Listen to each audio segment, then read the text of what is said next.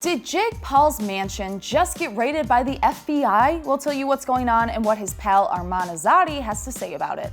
I'm Calabasas and you're watching The Daily Report. It's an intense one today. Jake Paul is in hot water again, but this time it isn't with fans or people on the internet. It's with the law. I felt like I was like, a judge, like a Judge Judy. The law.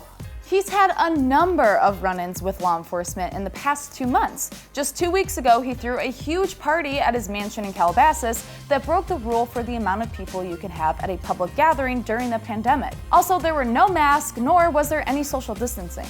It was so bad that the mayor spoke out against Jake and stated that she was working with the sheriff's department to institute a zero-tolerance policy on house parties in violation of health orders. That's some serious stuff. Even going all the way back to the beginning of June, Jake had another run-in with the law after he was seen with a bunch of looters in a mall in Arizona.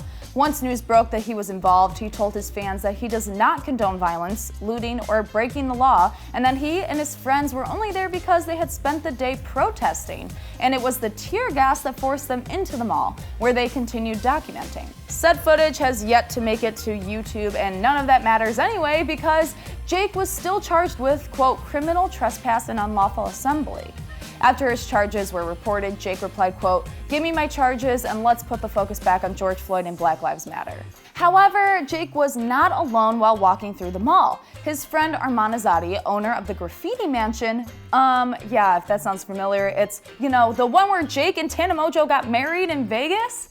That mansion. He was there with Jake and even encouraged authorities to charge him for the same crimes in solidarity with his friend. He wrote in a now-deleted Instagram post, quote, "If running from the cops shooting tear gas at us with no orders is a crime, then hashtag charge me too."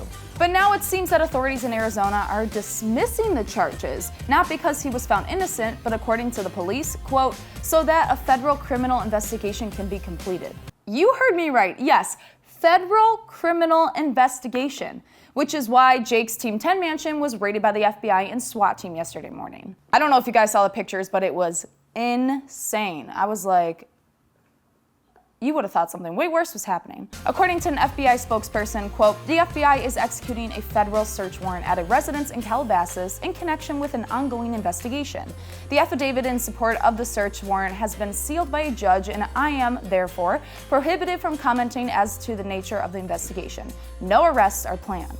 Aerial footage of the raid showed authorities seizing several firearms that were scattered across the property. The FBI has yet to confirm this. However, a spokesperson for the LA Sheriff's Department did tell People that their only involvement in the raid was, quote, "to transport some firearms for the FBI." Now, firearms are involved? Kyle, what is going on? Shocked. Still shocked. Jake's lawyer made a statement to TMZ saying, quote, "We understand that a search warrant was executed at Jake's Calabasas home this morning while Jake was out of state. We are still gathering information and will cooperate with the investigation."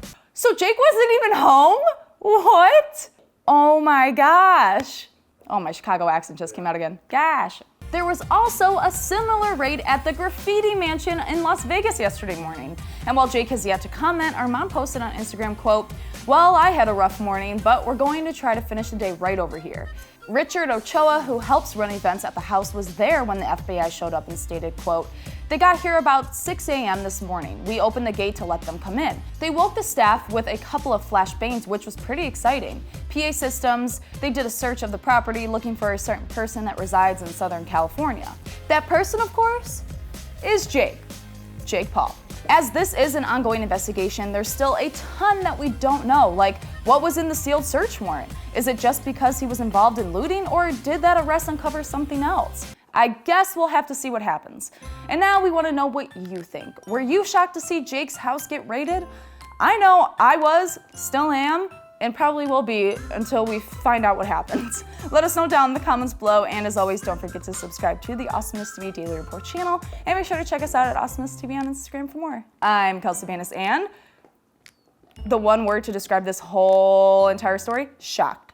Absolutely shocked. Wow.